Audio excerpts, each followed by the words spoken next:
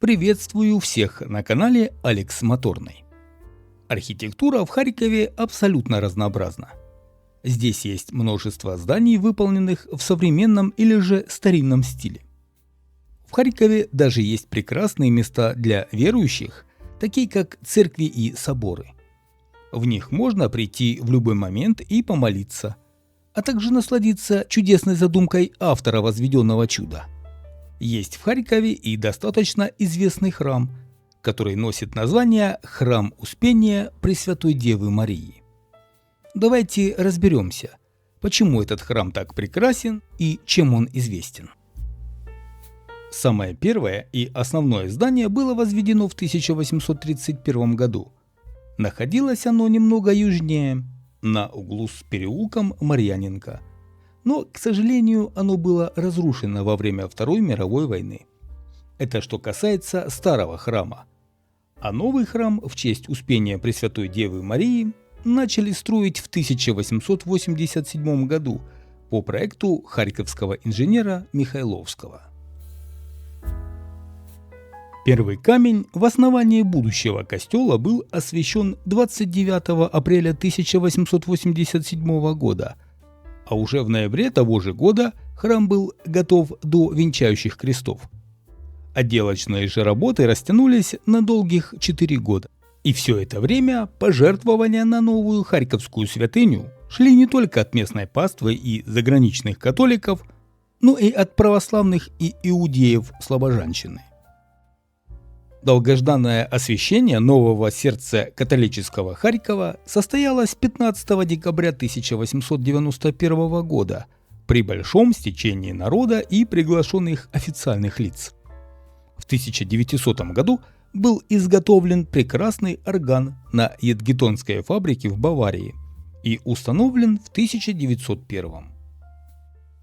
Впоследствии тут также были открыты приют для детей-сирот, часовня на кладбище, приходская школа и богадельня для нуждающихся. В 1906-1914 годах очень часто происходит смена священников. Из-за этого активно проводятся ремонты и обустраивается храм изнутри. Первая мировая война 1914-1918 годов превратила город на Лопани в один из главных римско-католических центров еще существующей империи за счет огромного притока беженцев, военных, эвакуированных и пленных. Большевистский переворот 1917-го, несмотря на все добрые дела, поставил церковь, в том числе Харьковскую римско-католическую, на грань выживания. Одним из первых своих декретов, отобрав в пользу государства храмовое имущество, закрыв все церковно-приходские школы. И при этом Ватикан идет на соглашение с советами для оказания гуманитарной помощи истерзанной войной стране. В 1922 местная власть по указу об изъятии церковных ценностей конфисковала всю литургическую утварь. В 1923 арест священнослужителей. Раскрутка атеистического маховика с репрессиями и расстрелами 1925-го. Здание церкви Успения Матери Божьей Харькова было передано Государственному театру имени Шевченко, а оставшиеся немногочисленные верующие вынуждены тщательно скрывать свою религиозность под угрозой расстрела. Вторая мировая война на недолгих 2 года, подарив католическому приходу поток возрождения, когда храм снова был открыт для богослужения, наносит значительный урон старому храму, который в первоначальном виде так и не восстановился. К сожалению, храм был открыт лишь до 1945 года, после чего его снова закрывают и передают под базу кинопроката, а его внутреннюю гармоничную структуру нарушают уродующие переделки.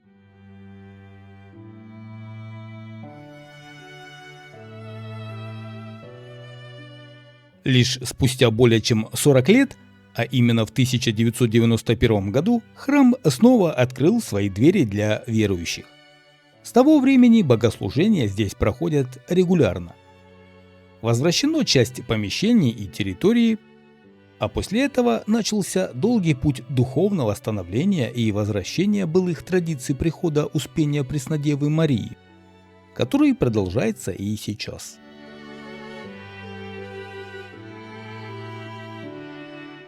После открытия община харьковских римо-католиков регистрируется Киевским райисполкомом города Харькова.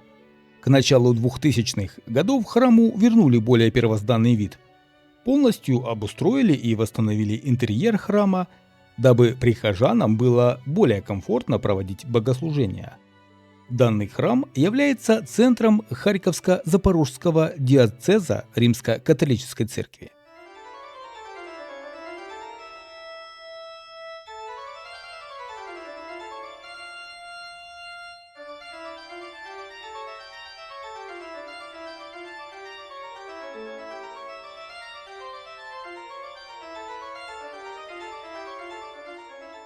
Помимо того, что он имеет очень интересную историю, у него еще есть одна небольшая особенность.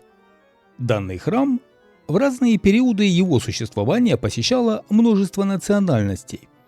Здесь помимо украинцев успели побывать французы, литовцы, венгры, поляки, немцы, румыны, белорусы, армяне, латыши, бельгийцы и итальянцы. И это не просто громкие слова. Это как раз таки те отчеты для советской власти, которые уцелели.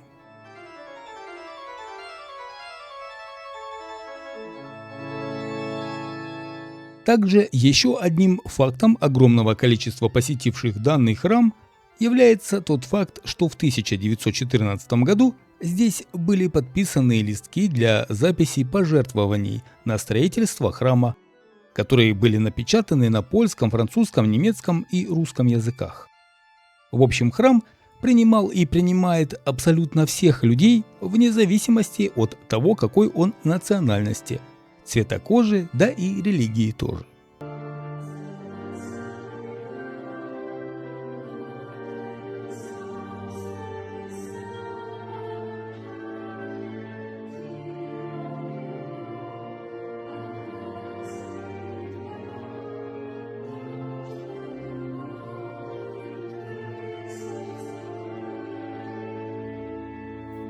– 23 октября 2021 года возле костела открыли памятник папе римскому Иоанну Павлу II.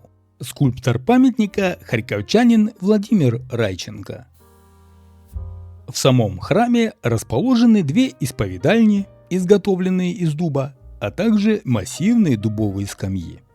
На стенах расположены гипсовые иконы Крестного Пути Спасителя. Возле дверей собора имеется юбилейный металлический крест и два сосуда для освящения воды. При обители работает библиотека, а на крыше установлены солнечные батареи.